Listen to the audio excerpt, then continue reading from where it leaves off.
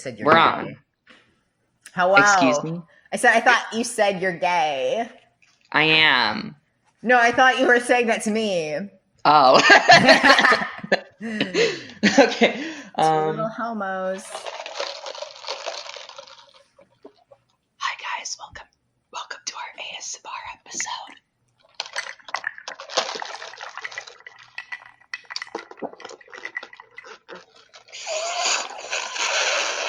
Okay, this sucks. Hey there. Welcome back to another episode of Gay as in Stupid. Gay as in Stupid. Fuck. We almost got it right. Last time, we almost did it perfectly. And I considered editing it so we did get it perfectly. But I did not. God. I value you. I value you. But yeah, welcome back to another episode.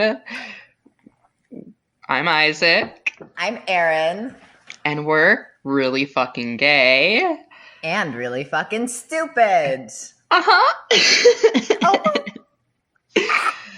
Okay, what are we going to be talking? Iced coffee.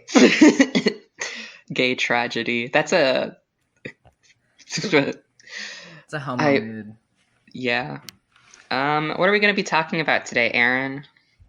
So, today, we're going to be talking about found family and what that means for the LGBT community and what it means to us.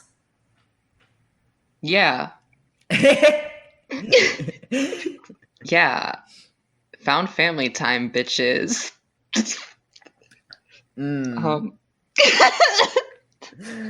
It is 10:50 a.m. and we are gays who are not in a structure currently that relies us to wake up early, so. Yeah, I haven't even drank half my iced coffee yet, so like I don't have my full homo powers yet. I have a caffeine headache. Okay, so just to give an overview of what the term found family means. Your found family is the family that you choose, like apart from your biological family, and like they're your little support structure. I think some good examples of this in like popular media that everyone's gonna know are like the Percy Jackson series, if you ever read that as a kid. I remember that was like really big for me when I was like 12 because it's like all these fucking dumbass teenagers and children who kind of form their own community and form their own support and love each other and have each other's backs.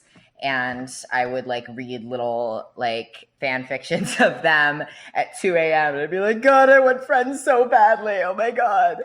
But I think that's an example everyone knows. You know, I agree with you there. I'm trying to think of an example of what I know, but the first one that came to my head was Persona 4, and I refuse to bring that back up. You know what? I hate you because I thought about that when I was thinking of examples to use for this. And I was like, oh, Persona. And then I was like... It is. It's just a bunch of teenagers, like, especially with, like, 4 and 5 specifically. It's just, like, a bunch of teenagers who find each other and they're working towards a common goal and they end up like creating such like a strong bond. Yeah. And especially because like a lot of them don't have like support from biological family or support from systems or anything like that. It's them creating this own system that they can confide in and go to comfort in. And that's oh, sorry, you go. No, you go. What were you going to say? I was going to say that's actually a really good thing to bring up because I think that one of the reasons that found family forms is when you have things that you cannot talk about to your biological family and you can't confide in them, whether it's because you're gay and they don't understand, or, you know, whether it's because they don't care for you and they're neglectful or they're abusive. But I think like the reason those structures form is because you have like, you can't talk to them, you can't get emotional support from them, which sometimes leads to not being able to get like actual physical support from them. which like makes it necessary to form these relationships with other people who are in a similar space as you. And I just want to make it clear at the start, found family isn't just some sort of like form of glorified friend group. Like it is, like having friend groups is great and all. And like, you can definitely, this isn't me going like unless it's like you consider all your friends your family, your bonds aren't deep and real. It's just a different sort of connection you can have with somebody. Like I have people I consider myself very close with. People I've met in college where like I tell them everything. I feel very close with them, but they're not the first people I go to for support. They're not who, when I'm sitting down being like, who at the like end of my days is going to be at my deathbed, like that. Right. That was a weird way to say that. But no, yeah, I get like, what you mean. I get what you mean. Yeah. I think a good way to emphasize this is that there are found family structures that are in the form of friendships, and like they're people who are consider themselves to be friends. But there are also ones that take like very literal, like familial structures. Like in this article I was just reading about a trans found family of artists. There's one woman who's like the mother, and then the other two are like her daughters basically, and she provides for them. And like shares her meals with them and cares for them and finds them housing. And all three of them had kind of like struggled with homelessness and rejection from their biological families. And they found each other and cared for each other. So there's things like that. Just watching Pose, if you've ever watched Pose, and they have a very similar structure there. You all should be watching Pose. You should.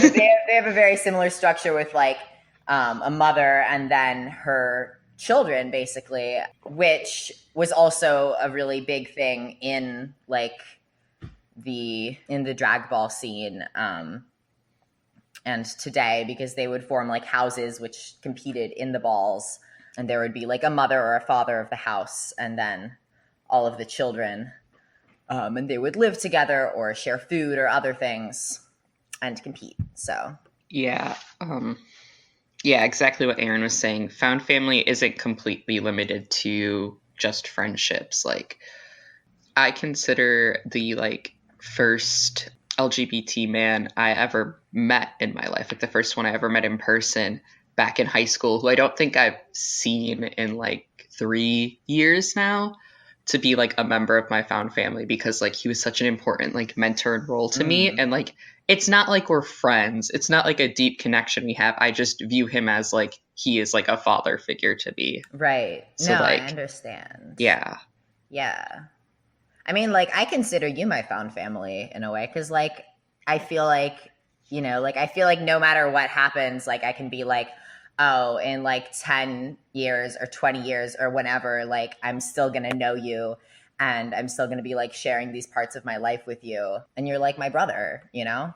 Yeah, that's really funny because I consider you like my brother too. Oh my God. Yeah, no, like for me, finding Aaron was like so life-changing because like I didn't know any other like trans people in my everyday life that like I could get along with, or that like I felt safe around, because like one of them like assaulted me, and then like the other ones were just like trans meds.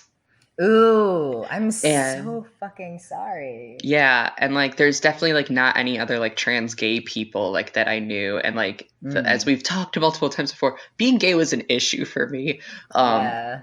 So connecting with Aaron, especially like in one of the hardest parts of my life, was like really just like freeing, being able to like know there's somebody who like I could talk to, and he would like have like understanding, and like he always showed me like empathy no matter what I was saying, and a lot of it was bullshit, but like even when I was struggling, he was like always there for me, and like I can't picture futures without him in my life. Aww. And shut up. You don't make me cry. But no, it's been a completely different connection that I've had with Aaron because of our shared experiences and the way that our relationship works, to where like it's like, yeah, Aaron's one of my best friends, but like a lot of the time when I'm thinking of Aaron, the first thing that comes up to me, I'm like, oh, that's like my little brother. And then I'm like, and my best friend. So like that's kind of how like he's categorized in my head, which is different than a lot of people in my life. Yeah, no, I feel the same way about you. And like, you were the first like gay trans person I met who had like more experience being gay and trans than I did, because up until then it was always like, I think the only person I knew had been the guy that I was like online dating or whatever.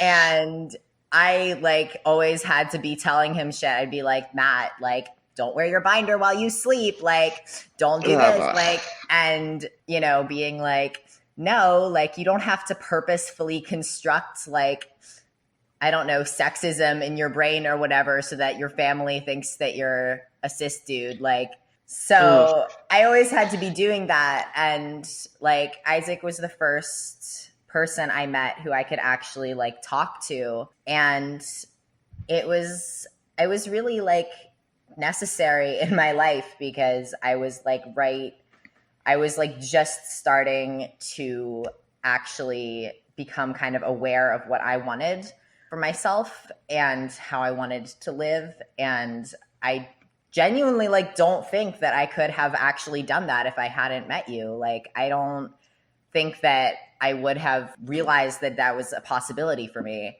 And I was still kind of like figuring out my sexuality and stuff, because I still kind of thought that I was bi and I didn't want to be.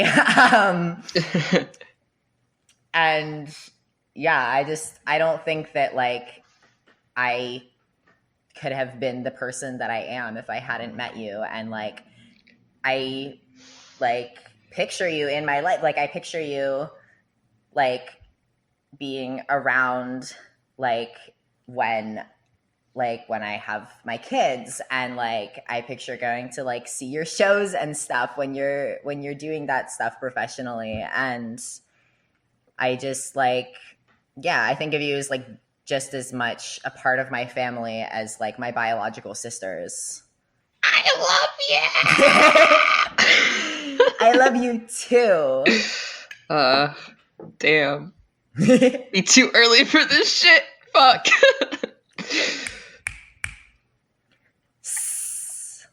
But yeah.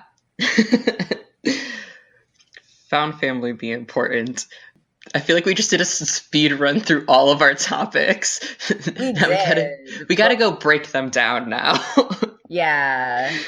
I was gonna say this to tag on to the end of the persona thing I was saying before we got all sappy. Another thing that immediately came to my head was Mob Psycho, because I'm a disgusting man. I was just like, Mob Psycho is wholesome. It is, but like, again, there's like Reagan, who is like a father figure, and he's gay.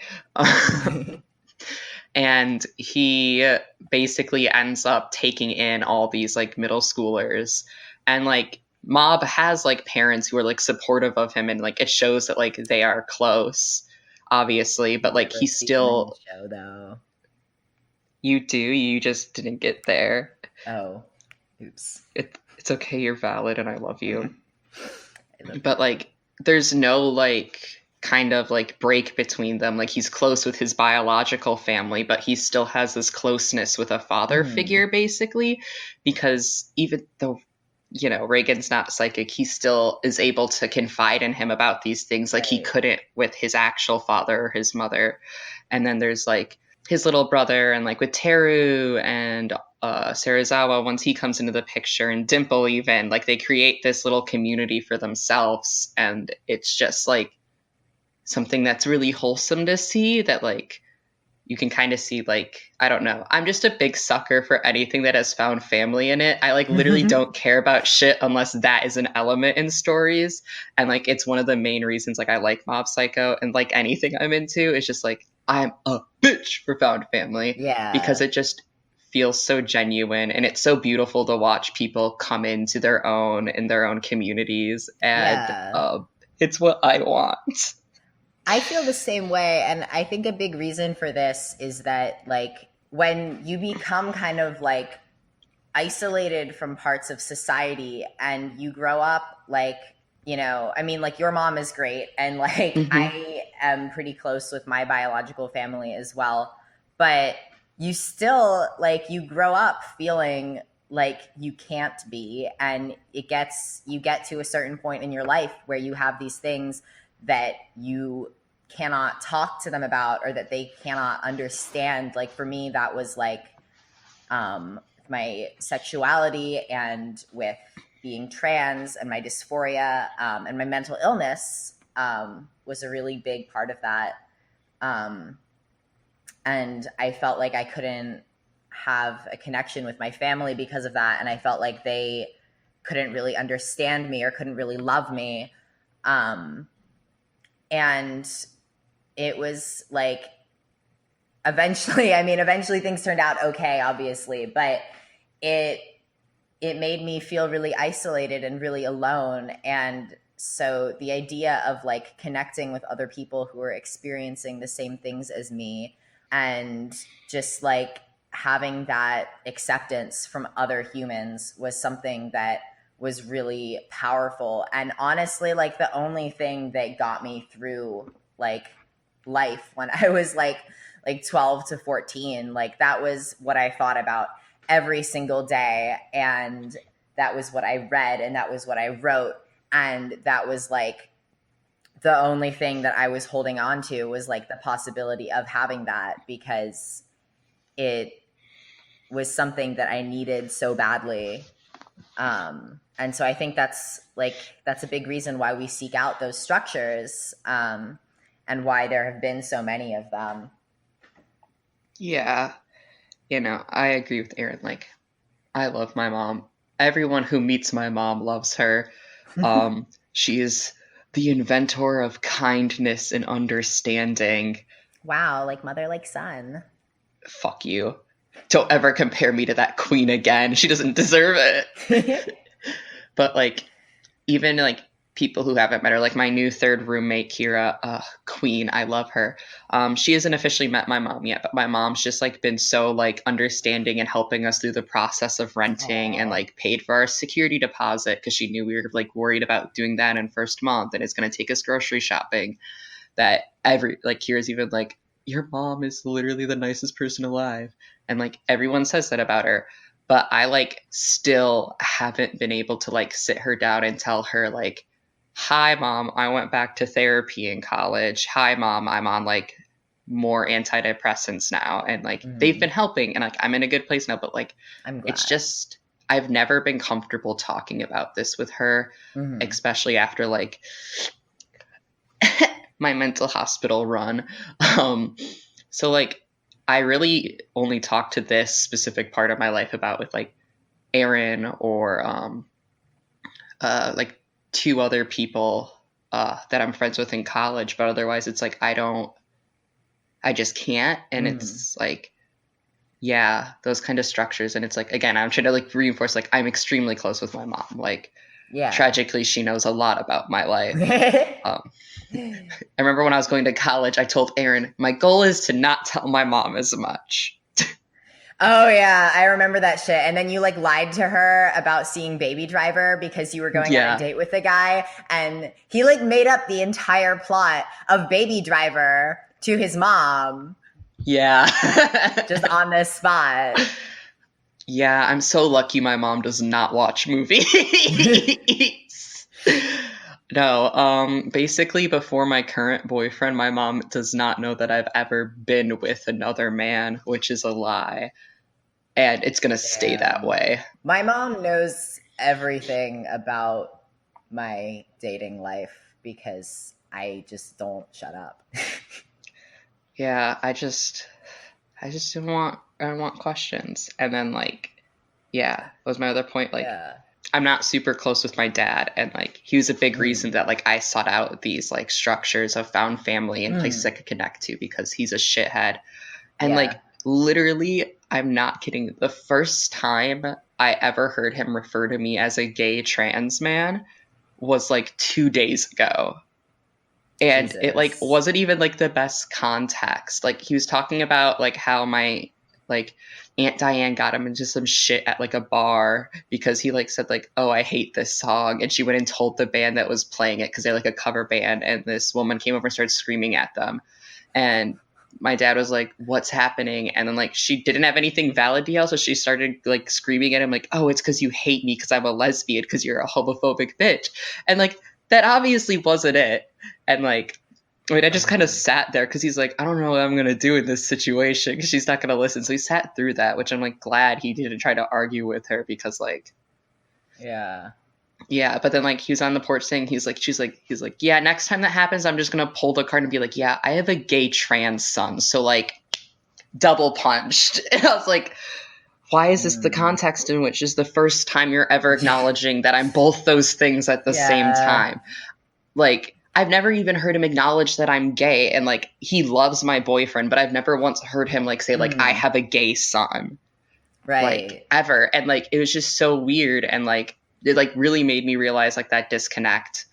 Or whenever I see, anytime I'm with my dad, I'm like, I don't know you, we're literally strangers. And it's like it just like really, I remember like when it was Easter, and like immediately I was like in a room with my dad, and like I had to have my phone in my hand because I had to keep texting like Aaron or like somebody else, because like I felt so isolated when it was just me and my dad. I think, Aaron, you remember that I was sitting there texting you and like emo tweeting like, we are stranger. It's like, I'm your dad now. Thank you, Aaron. Of course. But yeah, it's like there's such like a common trend, tragically, of LGBT people being like cut off from their biological family and cut off from like the systems of support they're supposed to have, that kind of drives them to like craving and yearning for these found family systems. And it's not like I agree. Yeah, I was gonna say, it's not like gay and trans people own found family. I just think they do it best, one, and two, I feel like their need for it is way greater than a lot of other people realize, and it's really ingrained in like our community's history of how we've survived and lived. I mean, you can find it anywhere. You find it like in a lot of time, people who are homeless, people who've immigrated somewhere. I think that for the LGBT community, it has a lot of cultural significance, which is why we've chosen this to talk about, and it has a lot of importance in our own lives. You know, I know like when I tried to come out to my dad and stuff, he would always say stuff like, he would be like, you know, tell me that he loved me and stuff, but then he would be saying like, you know, he would be like calling me his daughter and stuff, and like, you know, saying that I'd always be that. And I know for some people find that comforting, and I can understand why, you know, because it can be worse, but it didn't feel like he loved me, because it felt like the person that he was talking about was someone who is completely different from the person that I am. So I didn't, and you know, his other actions and the words that he was saying, I didn't feel like I had that support anymore. And me and my dad have always had a lot in common, like interest wise and stuff. So that was difficult for me.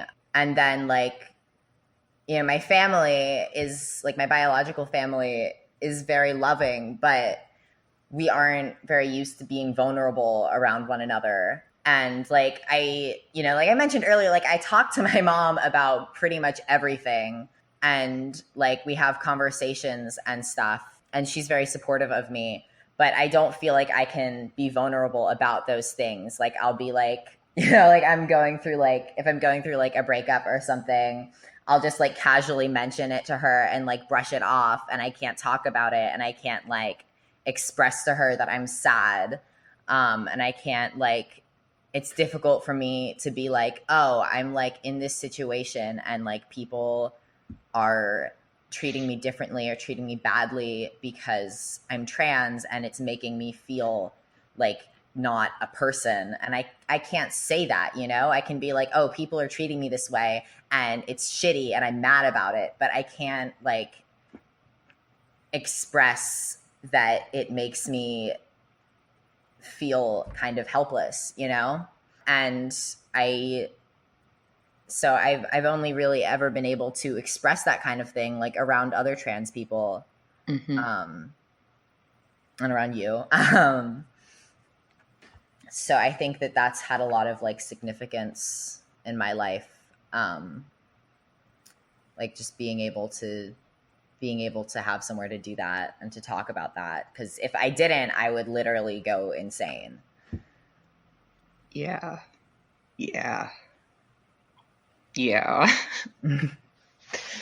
Big fat mood.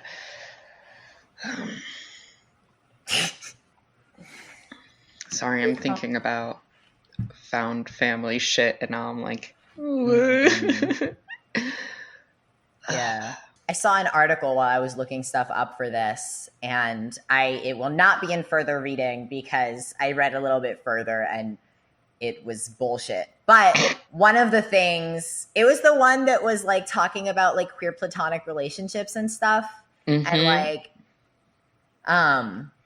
anyway, but it did make one good point, which was that it was talking about like in LGBT, that's not what they said, but in LGBT friendships, there can be like a little bit of a blurred line between like romance and friendships and like family and like how close those relationships are, which I think plays a part in found family, and which I think like ties into another thing that I was reading in my little book that I got, which I'll probably talk about more next month's episode because it has some like pride stuff and we're going to be talking about pride, but where it was like talking about like the fact that gay people are much more likely to like stay friends with their exes than straight people are and like continue those relationships, which I don't think is so much of the case anymore because this was talking about like the 80s and 90s. But I've definitely had that experience with other trans people. I'll be like I'll have relationships with people where like I've been romantically involved with them and now I'm not anymore. And we're still friends, which I don't really do with people ever. So, or people that I just like dislike, but I will still talk to them about trans stuff and we'll still like give each other advice and things like that. It's like, well, I need this outlet. Right. It's like a bond out of necessity. It's a survival tactic and it sucks. Because, yeah, I've stayed friends with plenty of people that sucked, or exes that suck. I've stayed, like, civil and, like, more than civil, like, friendly with exes. Like, I can name, like, 3 or 4 different, like, ex-girlfriends I had throughout middle school and high school who, like, we still will talk every once in a while. And it's because like we've all come into our own LGBT identities now. And it's just like comforting to know like there's somebody who like can like validate how much you've grown. Yeah. Like there's just something about it being like, oh, haha, how's it going? To be like, I have a girlfriend now. I know I'm a lesbian now. And I'm like, oh, I know I'm a gay trans man now. Like there's something like with somebody being like, wow, I'm really happy for you. I like saw how you've grown, and like having seen those first stages of confusion, it's just like something like I can't 100% let go of at times. And like if they really wronged me, it's like good fucking bye. But when it's like just kind of like things ended, and like even if they ended like a little bad, like it's still like whatever. Also, I was like in middle school, so like it's good. But there's something like about having that validation. Like Aaron gives me all the validation I could ever need, but he met me in my years of like senior year of high school. So like he can validate me. Like 18. Yeah, I was 17. No, we met when I was 18. You were 8. You've done this before. You were 18. Yeah. Damn. Yeah. Sorry, I always forget. Yeah, but like he can like validate me like pretty well because I was still struggling with like internalized homophobia at that point. So like he's able to like recognize my growth there, but like my very first girlfriend ever in middle school is able to like, because she was there when I was like, I switched my gender identity like 3 times while we were dating. So like it's a different sort of like what she saw me doing. I was a girl, then I was a boy, then I was non-binary, then I was a girl again. That's 4 times. But I'm a homosexual. I can't do math. Big mood. Sorry, Mom. But my mom is a little mathematician. Yeah, no, I think like, yeah, because I talked to one person that I knew in middle school, and that was like, we didn't have the closest relationship, but I found him on like Instagram, and I was like, hey, and he's not in the LGBT community to the best of my knowledge, but we've both like had a lot of things that we were struggling with at that time, and we've kind of like grown in that way, and so it was really nice to be able to talk to him about that. But anyway, I think the reason that we do that kind of thing and like seek out that validation is because it's difficult. Like, I think it's difficult to have like long-term relationships in that way. Like, or it's difficult to like keep friends after you transition. At least it was for me. Because like after I came out as trans, and after I was like, you know, because me and my friends in middle school were all kind of like exploring that stuff. But then after I like actually was trans and like stuck to that, and it became a big part of like who I was and what my life was like, those people didn't really relate to me anymore, and they didn't really find value in me anymore in our friendships. So they just kind of dissolved. And so I think that a lot of the people like that I knew from when I was like younger, who I could still maintain that connections with, were like people who I dated because we had that like identity in common, as like gay or bi trans men. So it's like, it's just nice to like see like their little social medias and see what they're up to and stuff. You're like, ha ha ha, I do that. Nice Left at London reference. I love her. Me too. Ugh, queen. It also makes me feel kind of validated because like I know my like oldest ex that I actually kind of keep up with, because the first one like blocked me on all social media because we were like 14.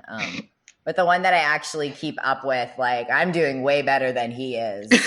Not mentally, just on like an intelligence level. I'm thinking about bi people right now, and another thing that like I absolutely adore about found family is watching like other people like start to form their own communities.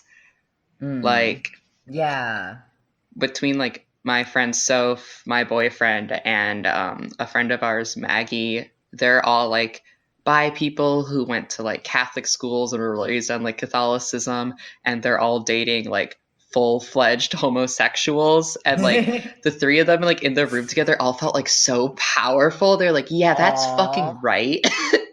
It was like that so much. It was just so wholesome to see them like bonding over that. Yeah. And like when Alex and Soph met for the first time, they're like, I'm bi. And then they're like, I went to Catholic school. And they're like literally like lost their shit. I love that so much. Like, that's so good. Yeah. I literally just love found communities. found family so fucking much.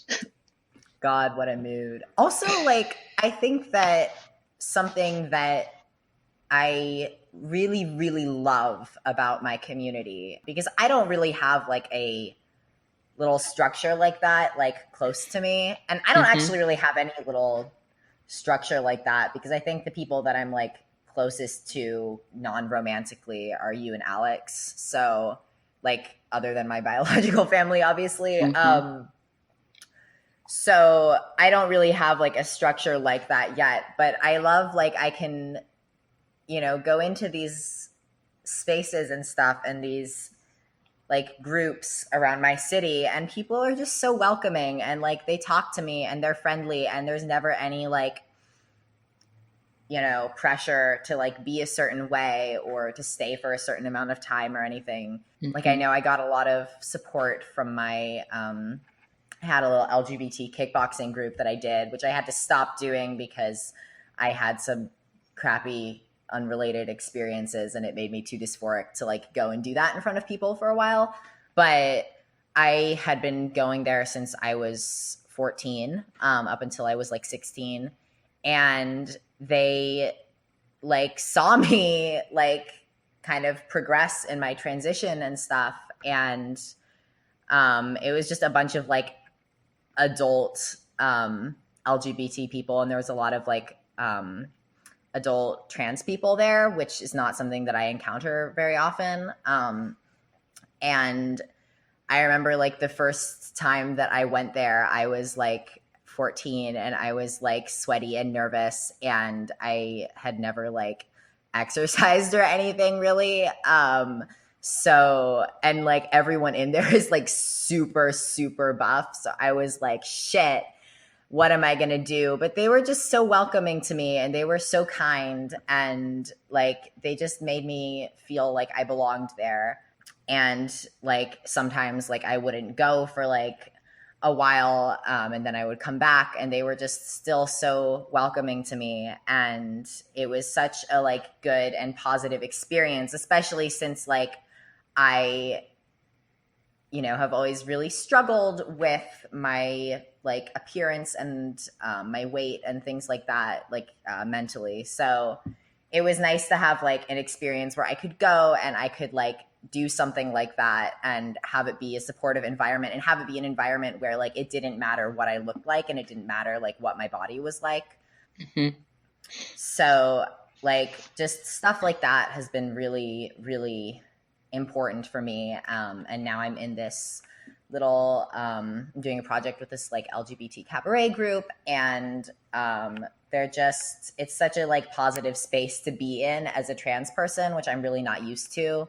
And it just makes me feel really happy. And it takes a lot of the stress off of like every other part of my life. I get that. I like have a lot of gripes with the LGBT like center on my campus, but that's not worth getting into now because they're like actually like personal gripes.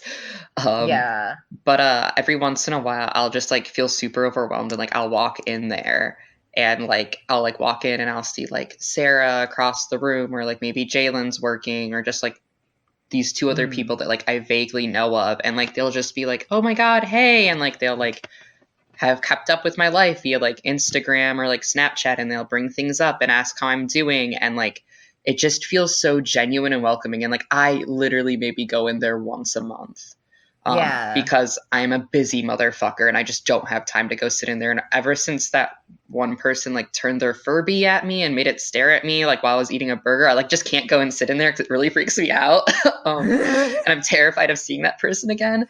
But like, it's just like so comforting to know that like I have there to turn and no matter how much time I take away, they'll like recognize me as a gay trans man and immediately make space for me. And that's important to me. And I'm just like, thank you. Mwah.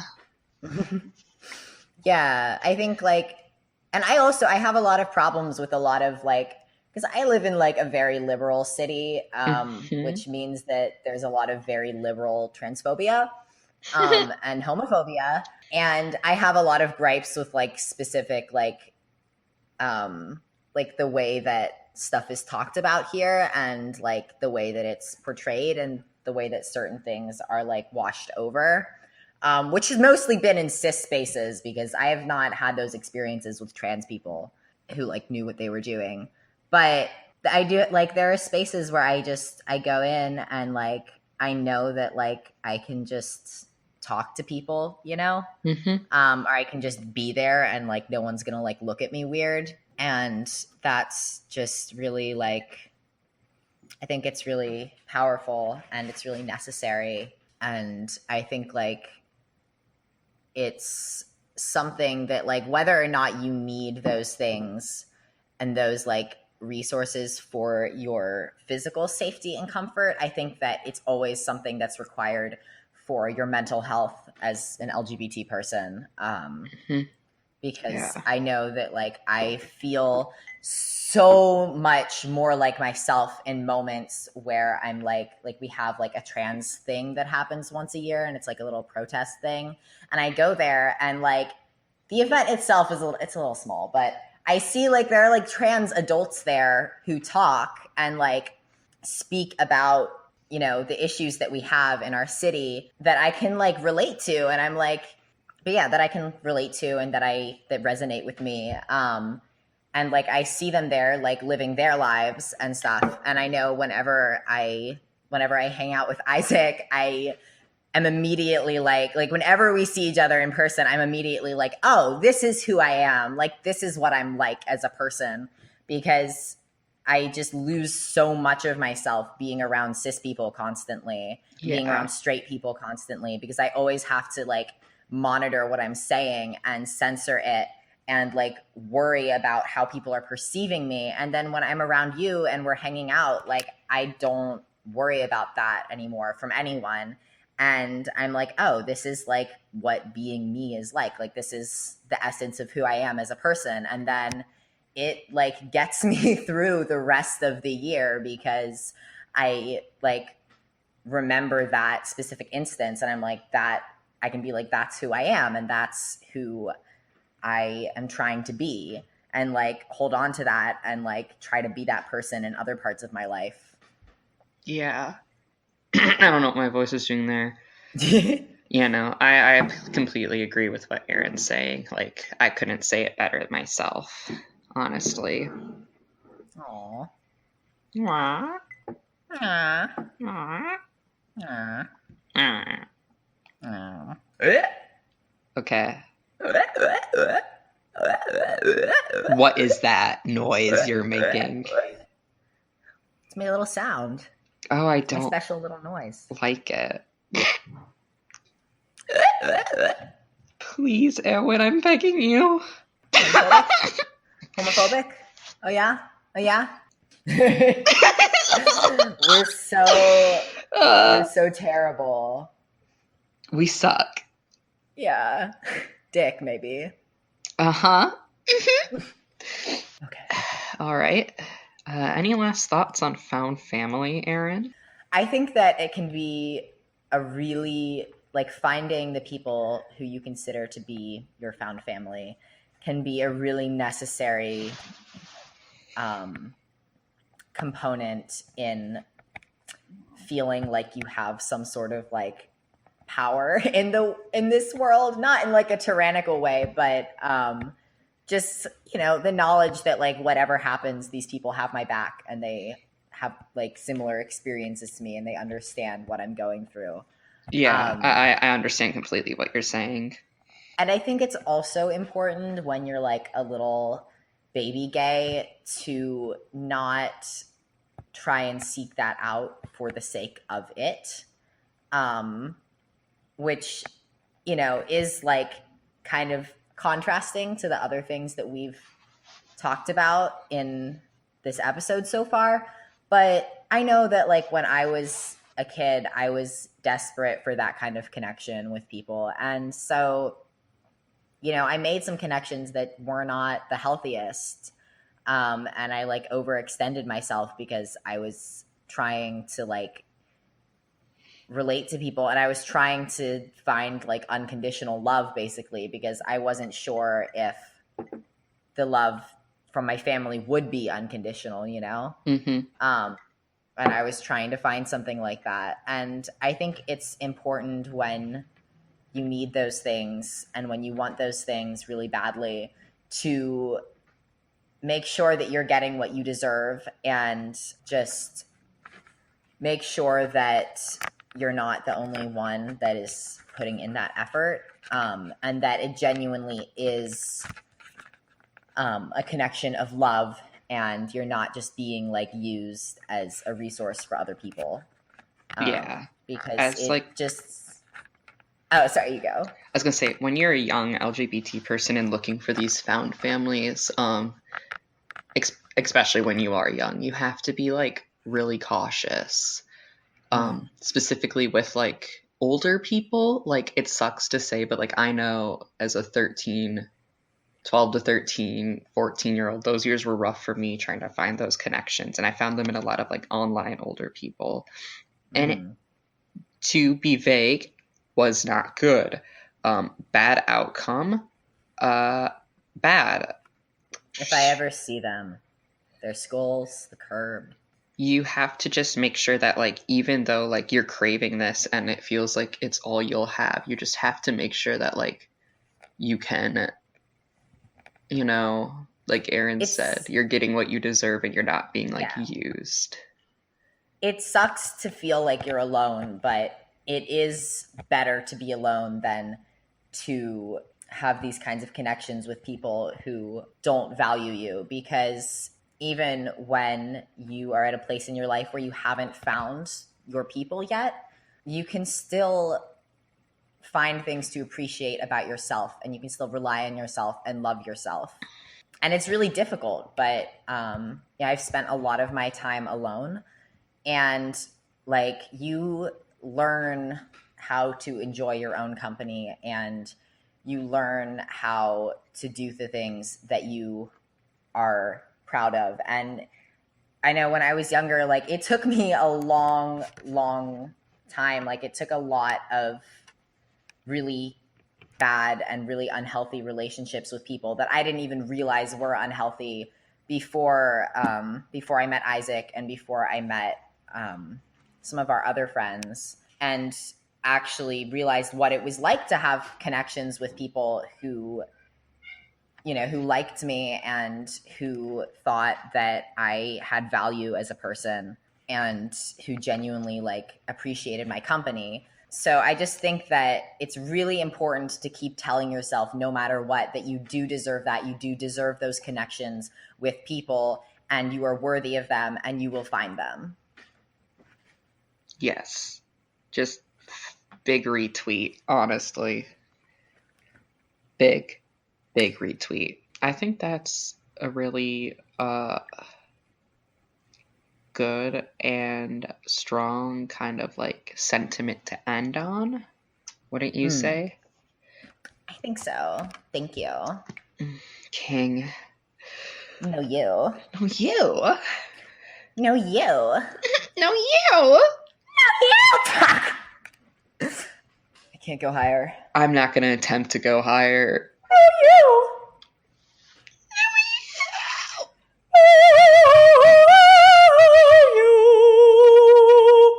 Yeah, okay. Oh